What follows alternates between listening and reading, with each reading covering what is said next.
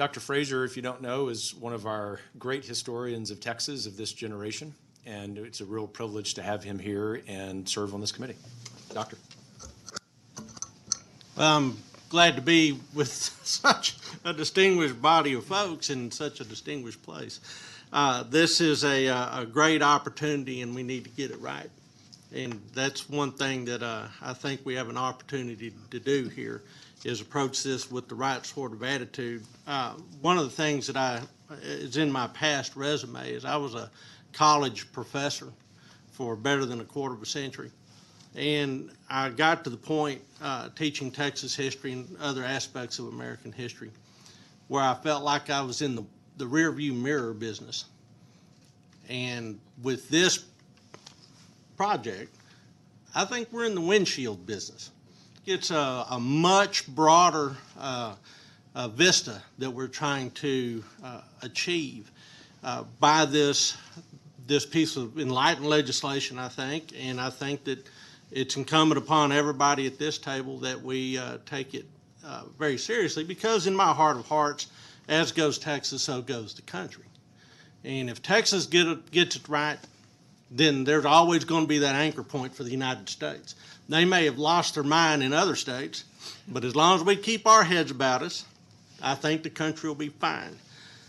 It's like the old,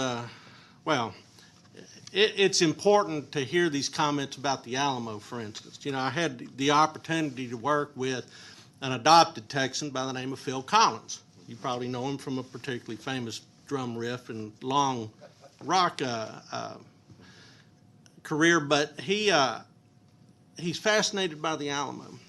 So we conspired, and I actually am his publisher. And I asked him, why the Alamo? And he said, well,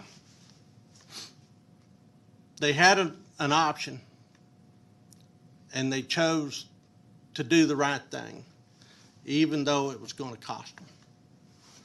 And that was a universal sort of human thing that this kid from Chiswick, which is a suburb of London, it just burned into his brain.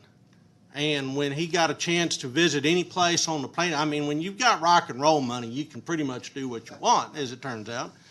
And when they were taking a break from touring, he said, I want to go to the Alamo. You know, his buddies are going to other places like Las Vegas. He's going to San Antonio.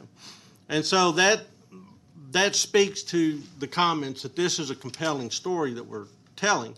But by golly, the story of Texas is not just the Alamo.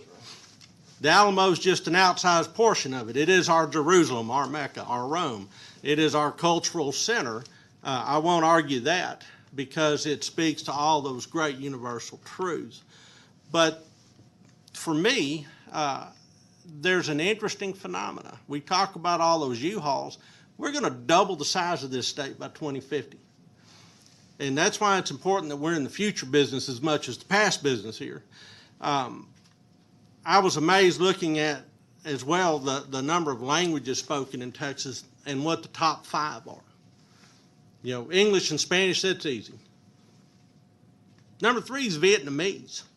And then Chinese languages, Mandarin, and then Tagalog. I mean, these are not languages that would just jump to mind. I mean, I live in the hill country, so we're all going, come on, German, come on, German. But, you know, it just doesn't make the cut. It's way on down the list.